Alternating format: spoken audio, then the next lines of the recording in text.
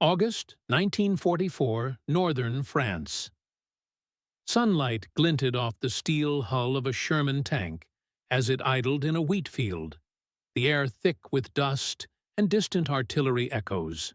The crew wiped sweat from their foreheads, tension coiling like the invisible threads of anticipation around them.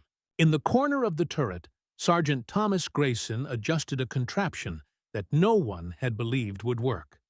A homemade ammo loader, cobbled from spare gears, scrap metal, and a few salvaged mechanisms from disabled vehicles. Officers had laughed at it days earlier, calling it a gimmick or a waste of time.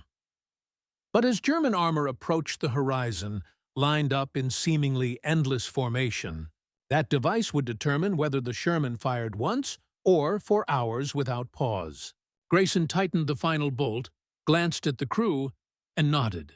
The machine hummed faintly, promising a rhythm no human could sustain alone. In the valley ahead, the enemy was advancing.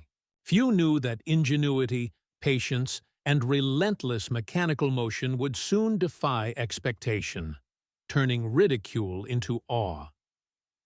The Normandy campaign had reached a critical juncture. Allied forces were pressing inland, pushing against German positions that were increasingly fortified and determined. In northern France, the patchwork of fields, hedgerows, and small villages created a complex battlefield where armor and infantry had to maneuver carefully. For tank crews, the environment was as much an enemy as the opposing force. Narrow lanes, hidden anti-tank obstacles, and unexpected flanking positions made even brief exposure dangerous. Sergeant Thomas Grayson was not a typical tank crewman. Before enlisting, he had worked in a small mechanical workshop in Ohio, repairing engines, fabricating replacement parts, and improvising solutions for machines that had long surpassed their intended lifespan. His reputation among fellow soldiers was mixed. They respected his skill, but his improvisational tendencies often drew skeptical remarks from superiors. "Don't overcomplicate," some officers would warn, while others chuckled at his tinkering, calling it unnecessary.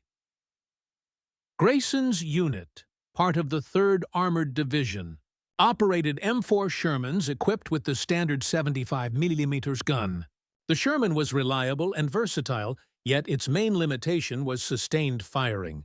Continuous engagement quickly fatigued loaders, and mechanical jams could halt operations at critical moments.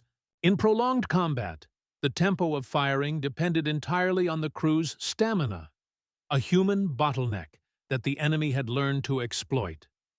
In early August, as Allied forces moved through wheat fields and narrow lanes, Grayson observed the inefficiencies firsthand. During one engagement, his Sherman expended dozens of rounds in rapid succession, yet the crew struggled to keep pace with enemy armor. The delay between reloads, though brief in seconds, allowed German tanks to maneuver, evade, or strike with devastating accuracy. Watching the rhythm of battle unfold, he began sketching ideas, borrowing mechanical principles from the small engines he had repaired as a civilian. Supplies were limited, spare loaders scarce, and the terrain offered little margin for error. Any innovation would need to function under real combat conditions: muddy floors, engine vibrations, and enemy fire, while preserving the Sherman's existing systems. Grayson began salvaging parts from damaged vehicles, welding together a rudimentary loader that could feed rounds automatically, ensuring a near-constant rate of fire.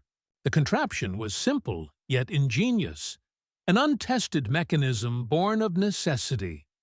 Not everyone shared his optimism. Officers and fellow crew members questioned the safety and practicality of the device. A misaligned loader could jam the gun, damage the tank, or even endanger the crew. Despite these concerns, Grayson worked in secret during brief lulls in combat, assembling gears, pulleys, and levers that could integrate seamlessly with the Sherman's existing ammunition rack. His careful adjustments relied on precise timing and a deep understanding of the tank's mechanical limits. By the morning of August the 12th, the homemade loader was ready for testing. The Sherman's gun could fire without interruption for minutes at a time, far exceeding normal human endurance. Grayson's colleagues, initially dismissive, watched with a mixture of skepticism and curiosity.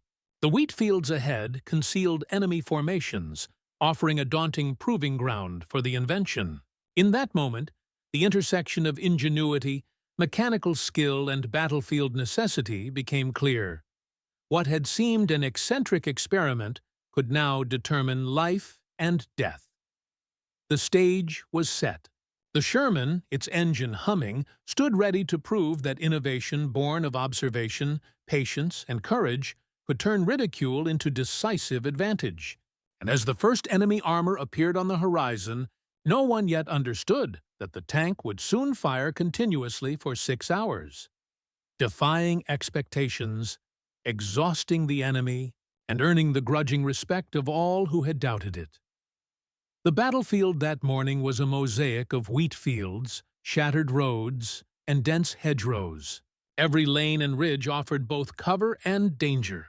German armor had established overlapping fields of fire, anticipating Allied advances and relying on standard assumptions about Sherman operations. The enemy expected predictable reload patterns, pauses between shots, and human fatigue. Vulnerabilities that could be exploited. For Grayson and his crew, the challenge was not only to survive but to maintain continuous fire long enough to suppress enemy formations. Skepticism had shadowed the development of the loader. Officers, adhering to doctrine, warned that tampering with standard equipment could be catastrophic. Crewmates muttered doubts. Some openly laughed at the contraption, dubbing it a homemade toy, unfit for serious combat. Yet, in the confined space of the Sherman, each man watched as Grayson calibrated the mechanism, adjusting levers and pulleys with steady hands, testing timing and feed sequences. Every component was measured to integrate with the gun's recoil, ammunition rotation, and turret operation. The strategic stakes were high. Allied planners relied on armored units to punch through German lines, secure bridges, and protect advancing infantry. Any delay in firepower could allow German tanks and anti-tank guns to exploit gaps. Conventional loading relied on human speed, which, under sustained fire, could not match the tempo required. Without an uninterrupted firing rhythm, the Sherman would become a vulnerable target, and the unit could be pinned or destroyed. Grayson's ingenuity stemmed from necessity. Limited by the Sherman's standard capacity and the unpredictability of combat, he realized that continuous mechanical feeding could extend both the tank's operational effectiveness and the crew's endurance. Drawing on experience repairing engines and improvising equipment, he built a loader using salvaged gears, wire, and small mechanical components, crafting a solution that leveraged both physics and human coordination.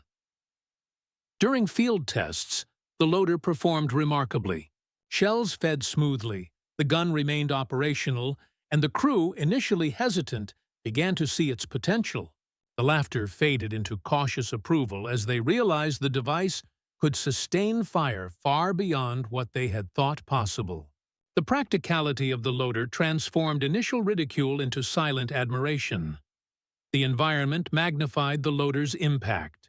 Dust rose from every explosion, and the heat of the day intensified fatigue.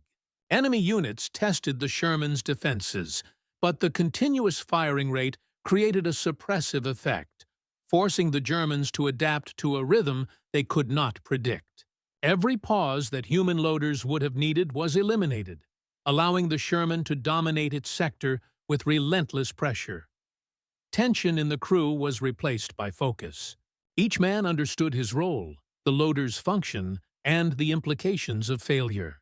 Even the officers, previously skeptical, recognized that conventional tactics alone could not achieve the same result. The combination of human skill, ingenuity, and mechanical innovation had created an unexpected force multiplier. As enemy formations approached, Grayson made final adjustments, ensuring that the loader would function under sustained fire and vibration. Every gear, lever, and pulley was tested for reliability, each movement choreographed to prevent jams or misfires. The crew practiced coordinated signals, preparing to maintain rate of fire even if individual members faltered. By the time the first German tanks appeared, the homemade ammo loader was no longer an experiment. It was a critical instrument of survival. Its successful integration into the Sherman transformed the battlefield equation. What had been met with laughter now carried the promise of 6 hours of relentless firepower, the endurance of the crew magnified by mechanical innovation. The Sherman, humming steadily amidst the wheat and hedgerows, stood as a testament to the fusion of ingenuity, courage, and necessity. Every observer who doubted the loader would soon witness its full potential.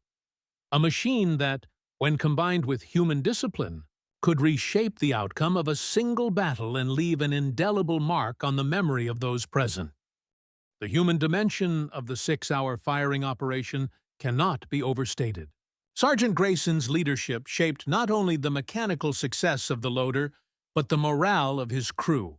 Each man understood that the device was untested under sustained combat conditions. Yet, within the confined space of the Sherman, trust became essential. They relied on his judgment, his precision, and his calm demeanor to guide their actions. Fear, ever present in battle, was harnessed into focus.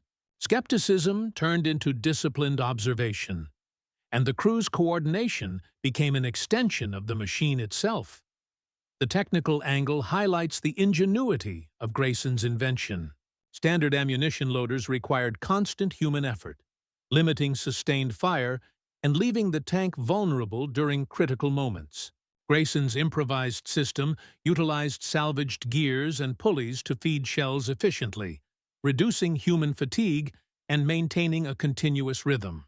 The loader integrated seamlessly with the Sherman's turret rotation, recoil patterns, and ammunition rack, demonstrating how a modest mechanical adjustment could dramatically enhance combat effectiveness.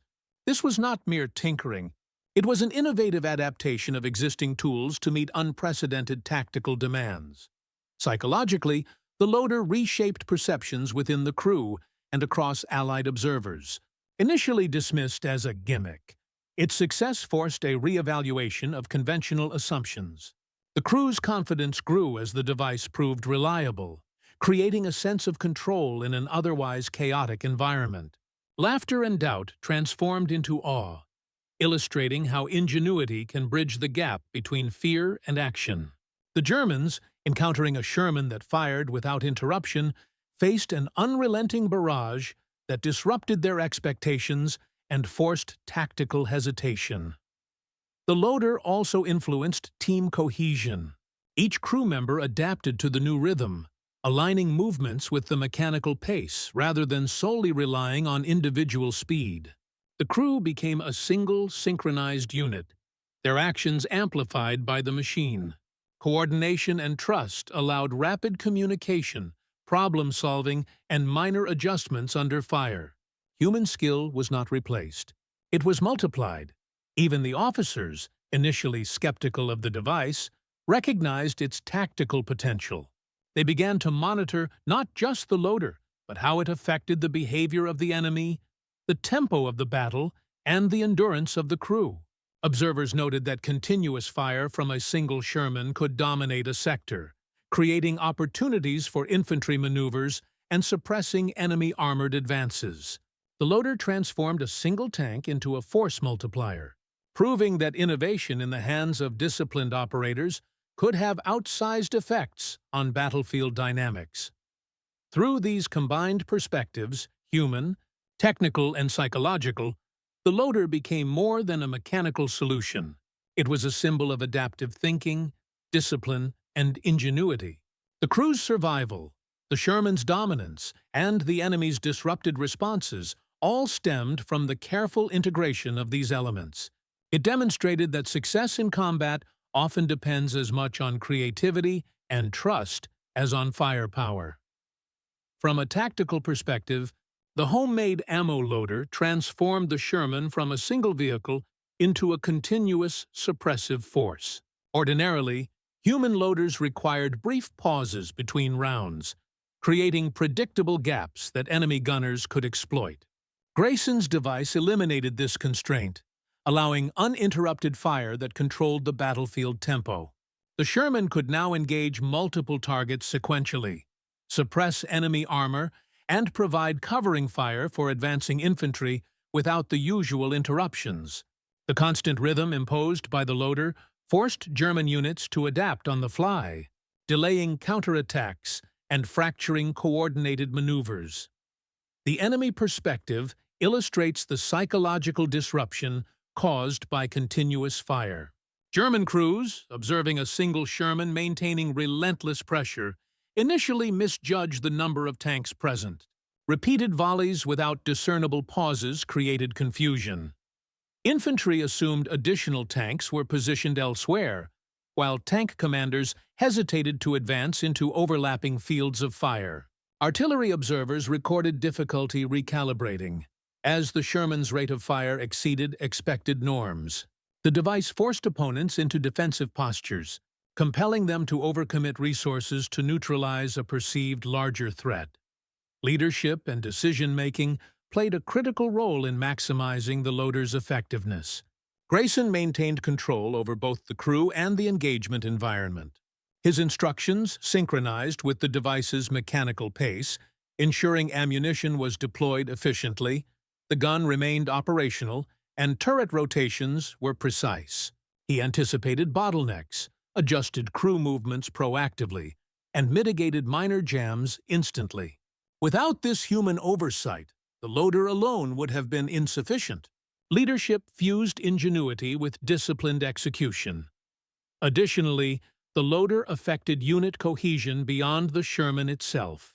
Nearby infantry and supporting armored units adapted to the new operational tempo, coordinating advances with the tank's sustained fire. Communications were streamlined to match the predictable rhythm, allowing the Sherman to act as a mobile anchor for combined arms operations. The device did more than augment firepower. It reshaped operational patterns, proving that innovation in one component could influence the broader tactical environment. From the crew's perspective, repeated engagement under continuous fire tested endurance, morale, and focus. The loader mitigated physical fatigue but introduced new mental demands. Each crew member had to monitor performance, troubleshoot minor malfunctions, and maintain situational awareness, all while relying on the mechanical rhythm to sustain output.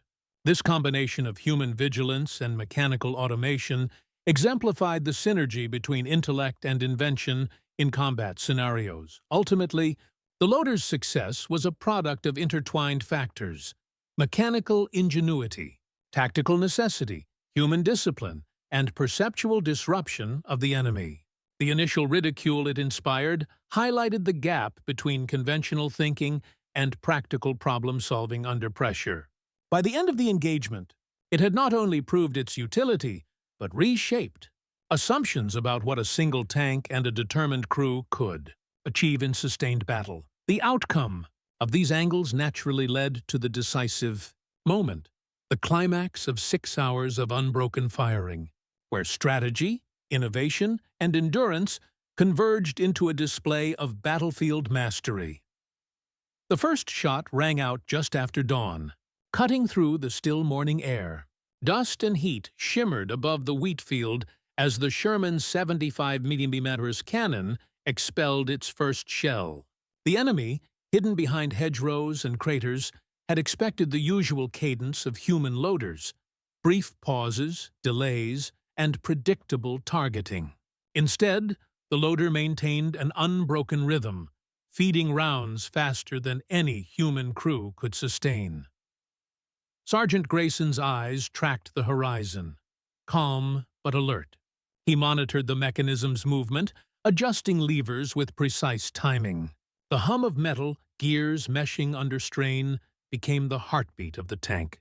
Each round fired seamlessly, turret rotation synchronized perfectly, while the crew maintained situational awareness, scanning for flanking threats and coordinating with infantry. The enemy hesitated, Tracers arced through the sky, but shells struck empty fields or ricocheted harmlessly against hedgerows. German crews mistook the volume and consistency of fire for multiple tanks, diverting armor and artillery to cover imaginary threats. This illusion created critical breathing room for advancing Allied units, who exploited the confusion to maneuver behind cover and secure advantageous positions. For the crew inside the Sherman, the loader transformed tension into rhythm. Unlike conventional reloads, which demanded bursts of physical effort followed by short rests, the mechanical device imposed a constant pace. Crew members shifted focus from repetitive loading to tactical observation, problem-solving, and communication. Minor malfunctions were addressed instantly, each crew member performing specific roles, allowing uninterrupted firepower. Hours stretched on, yet the loader remained reliable. Dust, heat, and vibration tested the Sherman's systems, but Grayson's meticulous construction endured. Ammunition belts fed seamlessly, levers adjusted automatically, and rounds discharged in a continuous cadence that left the enemy disoriented. Infantry movements coordinated with the tank's firing, advancing under the protective barrage, while German gunners scrambled to anticipate targets that never paused. As the sun climbed higher, shadows shifted across the field. The enemy attempted counterattacks, massing armor on the flanks, but the Sherman's relentless rhythm suppressed their advances. Each shell disrupted formations, created openings for infantry, and forced tactical retreats. Even minor pauses in enemy fire were exploited to reposition supporting units and reinforce vulnerable points. At midday, Grayson paused briefly to inspect the loader. Every gear and pulley remained aligned, the improvised device proving more durable than anticipated.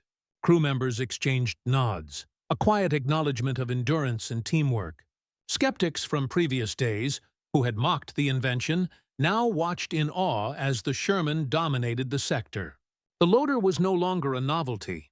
It was an operational force multiplier. Enemy artillery observers reported frustration in their logs. Continuous firing from a single Sherman, one noted, makes it impossible to predict or suppress enemy movement. We cannot locate the source with certainty. Confusion spread. Misdirected units abandoned planned advances, and command structures strained under the unexpected operational tempo. By mid-afternoon, the effect was clear. Infantry had secured key lanes, armored units advanced behind cover, and German formations faltered. The 6-hour continuous firing not only inflicted material damage, but created psychological disruption. Morale shifted as the enemy realized the single Sherman defied conventional expectations. Through it all, Grayson's calm leadership sustained the crew. Orders were precise, adjustments subtle but constant, and coordination flawless. The loader amplified human skill, but only under disciplined control. Every decision, every adjustment, every observation fed into the Sherman's unbroken rhythm. As the sun began to lower, casting long shadows across the field, the battlefield had been transformed. The loader had sustained 6 hours of uninterrupted fire, supporting Allied advances, frustrating enemy maneuvers, and solidifying its place as a decisive innovation. The Sherman, once doubted and ridiculed, had become a symbol of ingenuity and persistence. The moment of unbroken firing set the stage for the final maneuvers, the breakthrough that would determine the outcome of the engagement and demonstrate the full impact of Grayson's mechanical invention. The Sherman continued its relentless barrage, the loader maintaining perfect synchronization with the turret and ammunition rack. Shell after shell tore into German positions, striking hedgerows, anti-tank obstacles, and fortified nests. The machine hummed like a living organism, gears and pulleys moving in flawless rhythm, while the crew tracked targets, coordinated with infantry, and adjusted fire with minute precision. Enemy forces struggled to react. The uninterrupted firing rate made it nearly impossible to discern the number of Shermans present. Infantry assumed multiple tanks, artillery observers recalculated coordinates repeatedly, and armored units hesitated to advance. The battlefield became a maze of misperception. Each shot fired by the loader amplified chaos, forcing German commanders to allocate resources defensively and abandon offensive maneuvers. Inside the Sherman, crew members rotated responsibilities seamlessly. The loader relieved physical strain, but mental focus remained high. Spotters communicated threats, gunners tracked fleeting targets, and engineers monitored the loader's performance. Every man understood the stakes.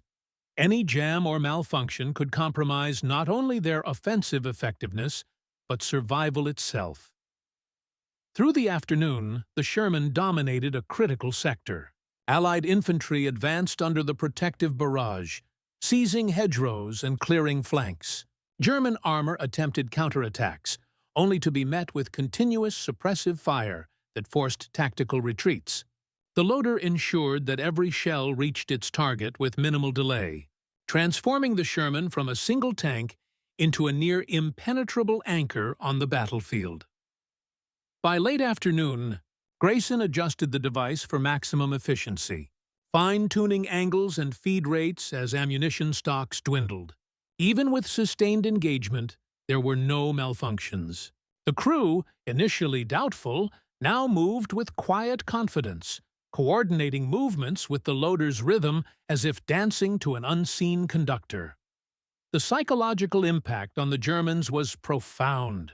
Reports from observers described incessant fire from a single point, leaving crews exhausted and commanders indecisive. Units misallocated positions, artillery misfired or overshot targets, and infantry hesitated to cross exposed ground. Continuous fire created both material destruction and strategic paralysis, demonstrating that innovation could reshape not only combat performance, but enemy decision-making. Midway through the operation, Allied armored units took advantage of openings created by the Sherman. Infantry advanced under the cover of fire, securing key terrain and reinforcing weak points in the line.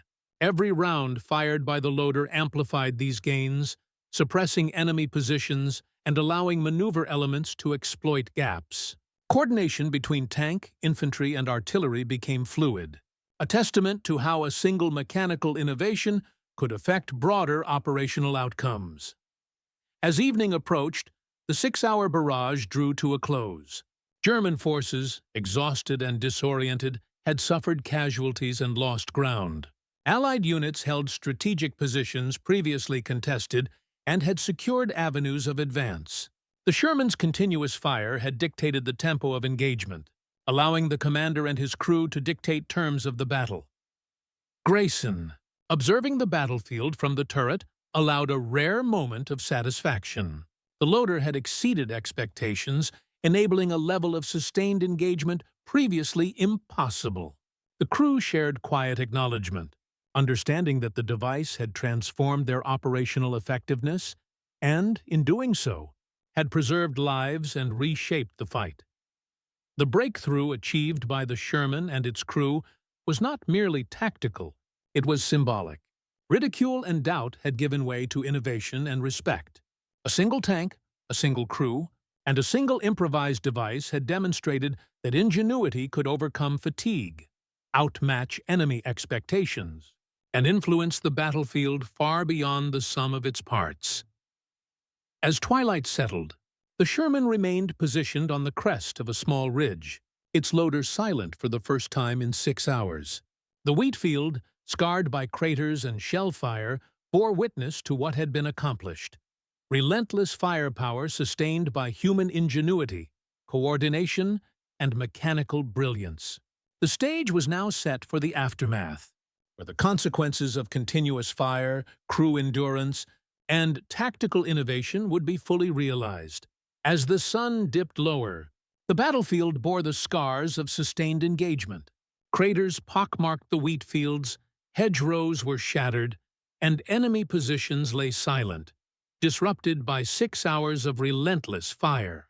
For the crew inside the Sherman, the immediate aftermath was a mixture of exhaustion, relief, and quiet satisfaction. What had begun as skepticism from officers and peers had become validation of ingenuity, precision, and perseverance. The tactical impact was evident almost immediately. German formations that had expected intermittent fire were caught off guard by the unbroken rhythm. Artillery units miscalculated trajectories, anti-tank crews hesitated, and infantry movements slowed under the constant barrage. Even small deviations in the enemy's command structure amplified confusion, forcing them into defensive postures and delaying any coordinated response. Reports later highlighted that a single Sherman, firing without interruption, had effectively neutralized multiple enemy positions, creating opportunities for infantry to secure lanes and advance behind cover. Within Allied ranks, the crew's success became both a morale booster and a lesson in adaptive thinking. Soldiers who had doubted the loader now praised its ingenuity, and officers recognized that conventional tactics could be augmented by improvisation. Engineers documented the device's mechanics, noting the seamless integration of gears, levers, and feed systems with the Sherman's standard ammunition rack. The loader demonstrated that even small, field-tested innovations could multiply combat effectiveness in profound ways. The human element played a pivotal role in the outcome. Crew members had synchronized their movements with the loader, shifting focus from repetitive loading to situational awareness, target tracking, and tactical communication. Sergeant Grayson's leadership ensured that minor malfunctions were addressed instantly, allowing continuous fire without compromising safety. This integration of human skill and mechanical ingenuity exemplified the interplay between innovation and discipline, showing that technology alone was insufficient without capable operators. Enemy reports later revealed their confusion and frustration. Observers described relentless fire from a single tank that seemed to multiply itself. Units were misdirected, artillery overshot, and infantry hesitated to advance through exposed ground. The psychological effect of continuous fire was as significant as its physical impact. The German forces had to contend with uncertainty, disrupted planning, and the perception of an overwhelming threat where only one Sherman had operated. The loader's performance also prompted discussions among Allied command. Continuous firing at such tempo had previously been impossible, limited by human endurance and equipment constraints. The successful operation demonstrated how mechanical adaptation could overcome these limits, extending both operational duration and battlefield influence. The crew's experience became a reference point for evaluating new equipment modifications, crew coordination, and the integration of improvised solutions in combat scenarios. By evening, the Sherman had effectively dictated the pace of engagement. Infantry and supporting units exploited the windows created by uninterrupted fire, securing objectives and reinforcing positions. Enemy forces, meanwhile, were forced into reactive maneuvers, unable to regain initiative. The device had not only enhanced firepower, but altered the operational landscape, proving that small innovations could produce disproportionate effects. The immediate aftermath also reinforced trust and cohesion within the Sherman's crew. Initial ridicule had transformed into respect, confidence, and shared pride. The experience became a defining moment, highlighting the value of creativity, precision, and calm under pressure. In the chaos of combat, the loader had been a force multiplier, a testament to human ingenuity applied in real-time battlefield conditions.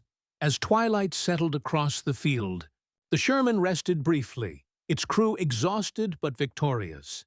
The loader, a simple yet brilliant contraption, had endured 6 hours of unbroken firing, reshaping the engagement and altering both perception and outcome.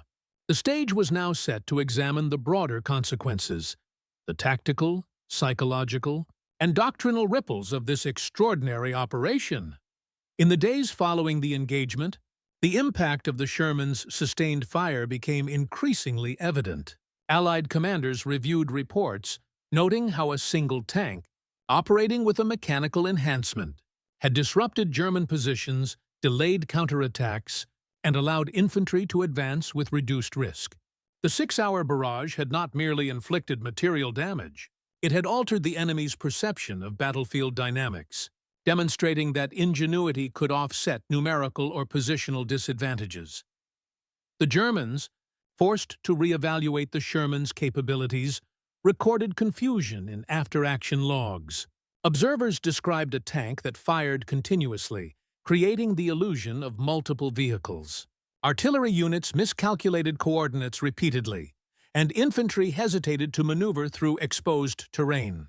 Even after reconnaissance, commanders struggled to reconcile the effectiveness of a single vehicle with their expectations of Allied tactics. The loader had transformed psychological pressure into operational advantage, leaving enemy forces reactive rather than proactive.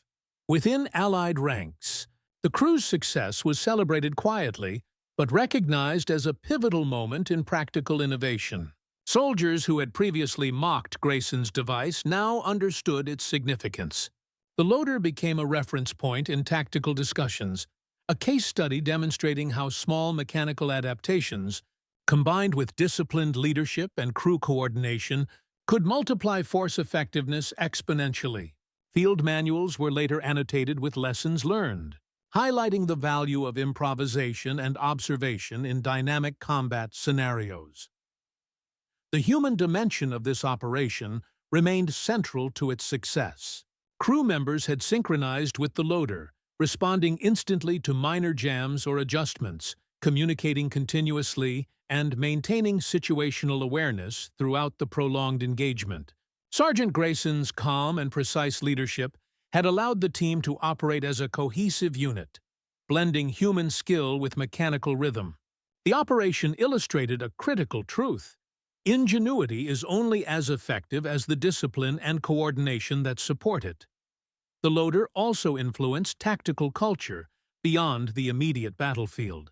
Officers began encouraging field modifications where practical, emphasizing adaptability and problem-solving over rigid adherence to standard procedure. The incident demonstrated that disciplined improvisation could produce results that exceeded conventional expectations. It reinforced the idea that individual initiative, when aligned with broader operational goals, could decisively shape engagements. Casualty reports and strategic assessments confirmed the tactical payoff. German units suffered both material and psychological attrition, losing ground and momentum. Allied forces, meanwhile, capitalized on openings created by the Sherman's sustained fire, securing objectives that would have been far riskier under conventional firing patterns. Even small deviations from predicted enemy behavior, induced by continuous firing, had cascading effects across the battlefield. By the end of the operation, the homemade ammo loader had cemented its legacy as both a practical innovation and a symbol of adaptive thinking. Laughter and skepticism had transformed into respect, demonstrating how creativity under pressure could redefine expectations. The Sherman, once an ordinary tank constrained by human endurance, had become a force capable of shaping tactical outcomes, supporting combined arms operations, and influencing doctrinal thinking in real time. The Valley of Engagement, scarred and quiet, bore witness to the ingenuity, leadership, and endurance that had made the 6-hour firing operation possible. The crew had survived, enemy forces were disoriented, and the battlefield had shifted.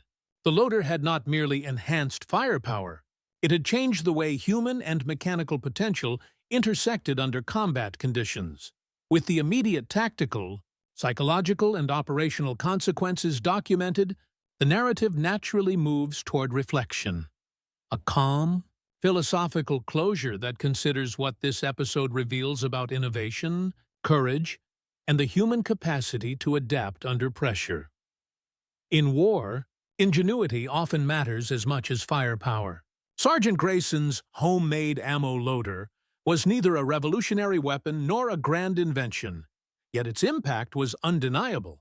By sustaining 6 hours of continuous fire, it amplified human effort, reshaped tactical outcomes, and disrupted enemy expectations. It demonstrated that creativity, patience, and disciplined execution could tip the balance in situations where conventional tools and doctrine alone were insufficient.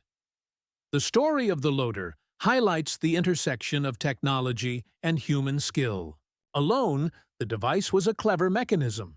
Combined with the crew's coordination, leadership, and courage, it became a force multiplier. Fear and skepticism transformed into focus and confidence, proving that success in combat often depends on how humans adapt to challenges, rather than relying solely on equipment. Beyond tactics, the episode carries enduring lessons about perception, adaptability, and problem-solving under pressure.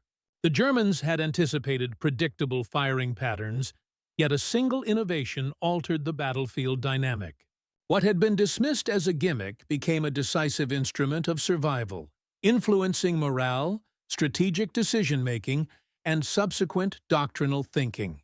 The loader's success reminds us that unconventional solutions, born of necessity, can redefine expectations and inspire those who witness them. For the crew, the victory was quiet but profound.